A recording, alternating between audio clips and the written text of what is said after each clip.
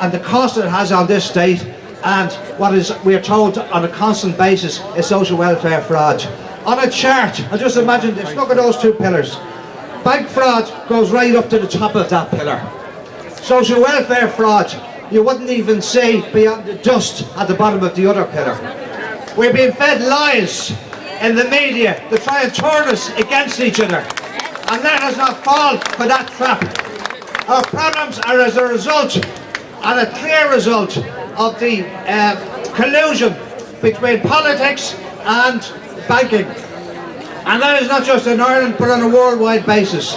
I had a young man came into me today, and he told me something, as others have said, and he could articulate far better than he was here tonight. He's on a TUS scheme. For anybody who doesn't know what TUS is where you're taken off the dole and told that you're to do work in the community.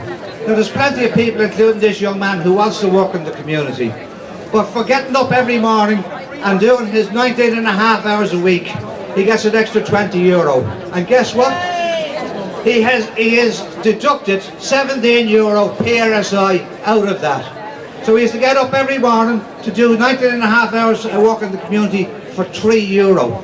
If he doesn't do it, his social welfare is deducted by a third.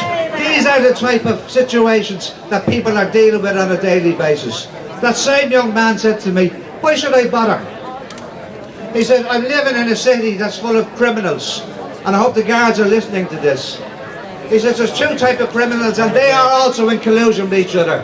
The drug barons, who have effectively destroyed parts of this city and are parasites on the communities that they exist in. And the bankers. And he went on to say that when you listen to the Anglo tapes, they were coked up on the coke that was sold to them by the other criminals. Two sets of criminals. We have to stop that, and we can only stop it by organising in our communities against everybody who is attacking us. Thank you very much, ladies and gentlemen. Okay, on that, I think we should just say one more thing about the bankers in this sense. You know, you could hear how confident they were, but if you went into Tallaght or Ballyfermot or Ballymun and you heard ordinary people at night, we know that if we record them, they wouldn't be laughing and joking the way that these bankers do. So we need to get the people that we know in their houses now have a mixture of anger and fear. We need to make sure that they can feel confident enough to come out with us. So I reiterate the point. Get involved in the movement and make sure you leave your details. No, actually, don't leave your details if you think it's just about building a party. Take some action yourself. Get involved and take the posters away with you. Okay, next speaker. I'm not going to give you a straight answer to that one because I actually have kids, somebody mentioned earlier, and I'm not going to be able to stay much longer. But what I really want to get through to everyone is why we are here. We're here because behind the scenes, private debt was made sovereign debt. 12 men, 2008.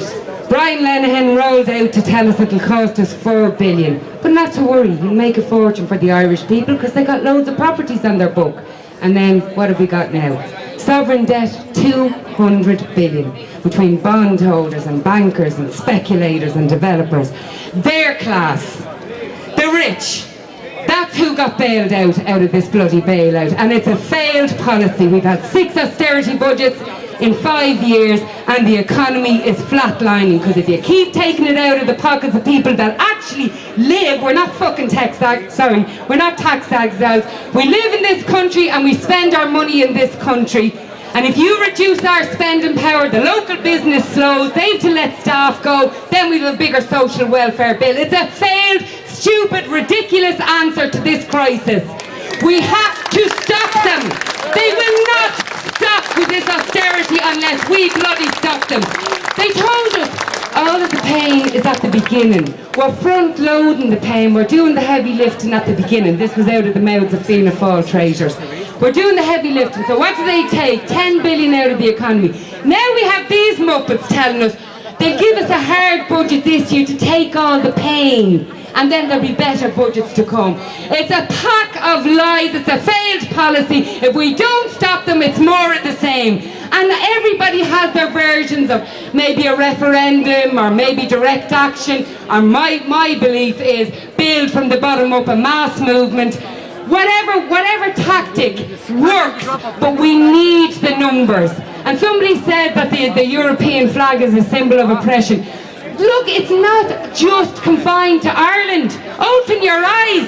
The rich across the world are dictating to governments in the interest of lining their pockets with more and more and more profits. Their greed knows no bounds. We have to organise with people and see that we have common cause with people in Turkey, in Egypt, in Brazil, in Germany, all across Europe. They're rising up and saying enough. Why should we go under to save a pack of greedy elites? And that's what it boils down to. They've recovered their losses on the back of us, and we've been fed a bloody mantra by this neoliberal policy. Let the rich get rich, because it'll all trickle down to you at the bottom eventually. You have to let them... There's a great thing on Facebook saying, if we want the crumbs off the table, the ordinary people, we have to give the rich bigger dinners, because they won't part with it. They just want more and more. So we have to say that the rich have no useful purpose in society. They have no useful purpose. It's the ordinary people that make their wealth. It's not because they're cleverer or brainier or went to better schools or they work 200 times harder than the next man. It's because they take more in profit than they pay in wages. They enrich themselves. They hand it down generation after generation to give themselves a leg up, and they remain the ruling class that reside over us, and we are feeding them their riches. And people say about the property tax, look, you know, once they said you can deduct it at source, it was over. We can deduct their profits at source.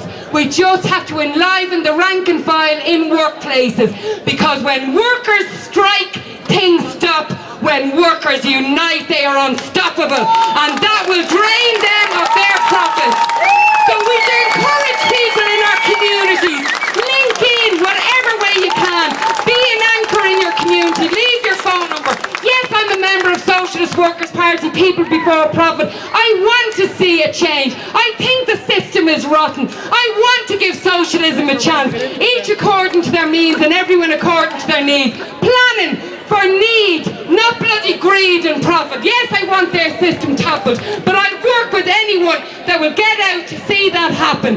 So leave your numbers, become an anchor in your community, get a few leaflets out, talk to people at the school, at the GAA, I don't know, whatever you're involved in, talk to people, spread the word, and we will have, as Richard said the other day, our Tahrir moment. We'll have thousands on the street, and we will show them where the real power in society lies.